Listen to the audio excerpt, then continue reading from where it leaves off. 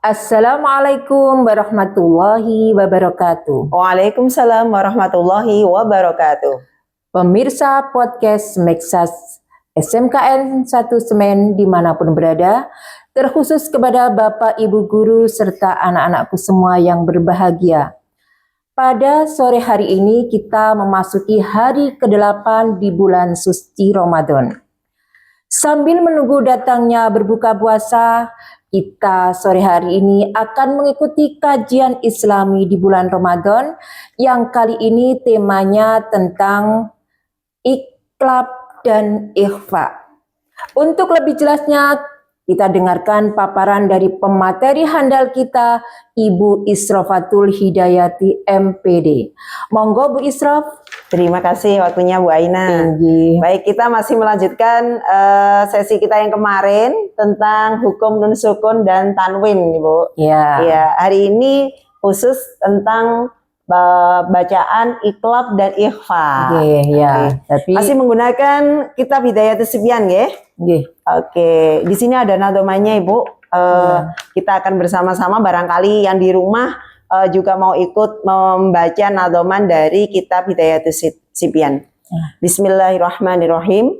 Wadghim billah gunnatin fil lammi wara wal qalbu indal ba'i mimman dzukira.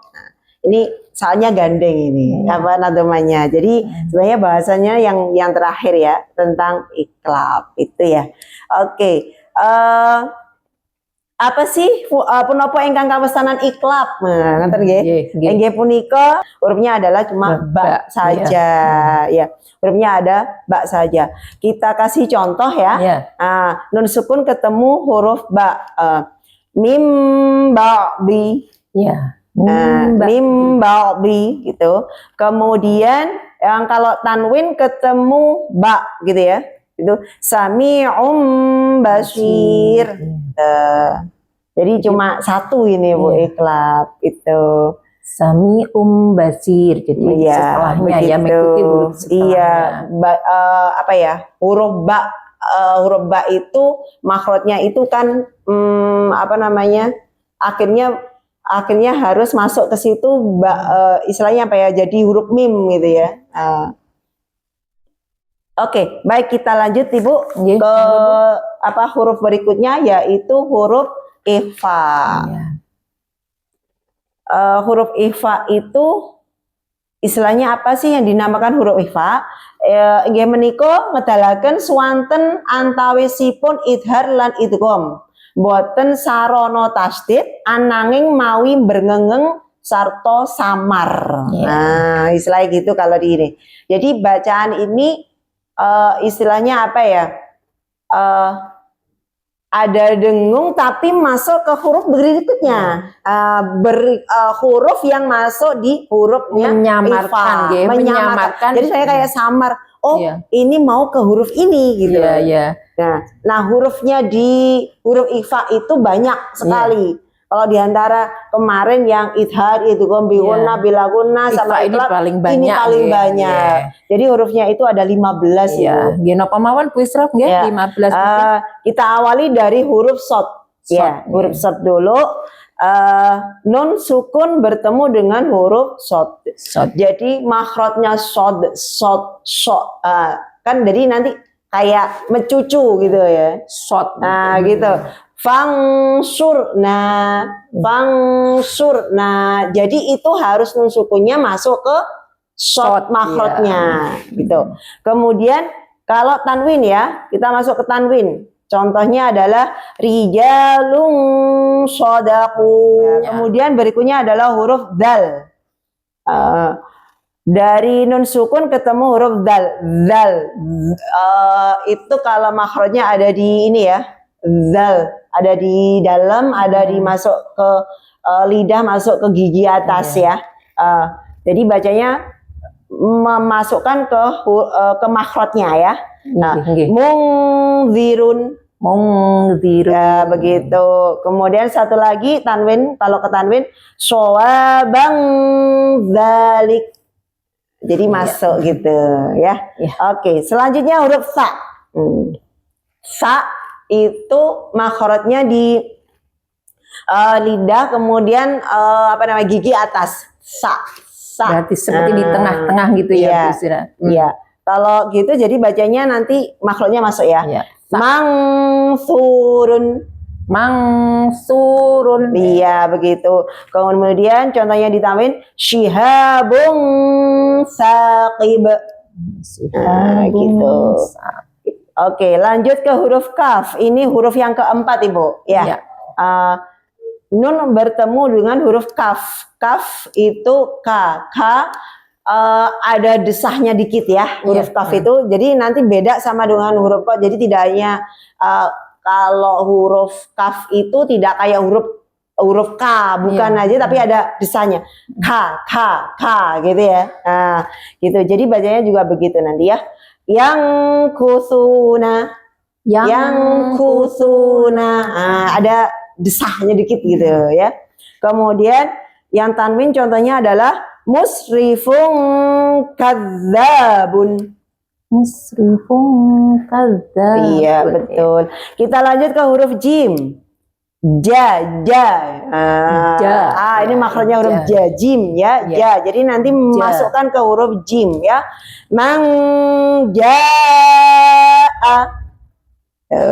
Kemudian jaa. betul ya. Kita lanjut ke tanwinnya, contohnya ainun jariyah. Ainun jariyah. Betul. Kita lanjut ke huruf ke-6, shin. Shin, sha. Tebal ini dibaca tebal. Iya, nanti juga dimasukkan ke huruf shinnya ya. Iya. Mang sya'a. Nah, gitu ya.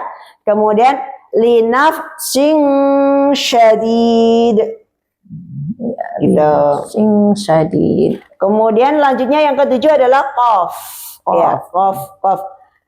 Contohnya adalah fa'anqadakum. Kayak sebenarnya qaf itu rada dipantulkan karena ini nanti juga masuk di hurufnya qalqalah ya. Salamun qaulam. Tuh. Kemudian yang ke-8 lanjutnya adalah huruf sin. Kalau tadi shin besar, ini sin ya. Kemudian contohnya adalah manangsah. Manangsah. Gitu ya. Iya. Kemudian yang kalau tanwin biqalbin salim. Jadi ketika huruf tanwin itu didengungin langsung masuk sin gitu. Biqalbin salim. Nah, begitu.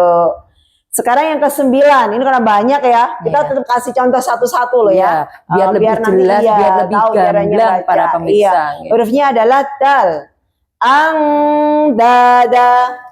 Angdada gitu. Kemudian yang berikutnya yang kalau tanwin qin wanung daniyah. Selanjutnya adalah huruf to. Huruf to contohnya adalah ingto. To itu tetap di lidah dan juga telak, istilahnya telak ya. Lidah bagian atas ya. Intoliku gitu. Jadi ini harus ini ya Bu ya. Ketika bunyi dengung makhrajnya harus masuk ke huruf to. Begitu. Iya. Kemudian satu lagi tanwinnya baldatun thayyibah. Thayyibah. Ya. Lanjutnya huruf yang ke-11 ini Bu, sudah masuk ke 11 ya. Za ya. Contohnya adalah anzalna. Itu. Anzalna. Iya. Kemudian kalau tanwin nafsang zakiyah. Itu. Kemudian kita lanjut ke huruf yang ke-12. Hurufnya adalah fa. Contohnya adalah liyung fiqo gitu ya. Kemudian yang tanwin kholidan fiha. Betul. Kemudian kita lanjut ke huruf yang ke-13 ta ya. Contohnya adalah min tahtiha. Kemudian kalau yang tanwin contohnya adalah jannatin tajri. Itu.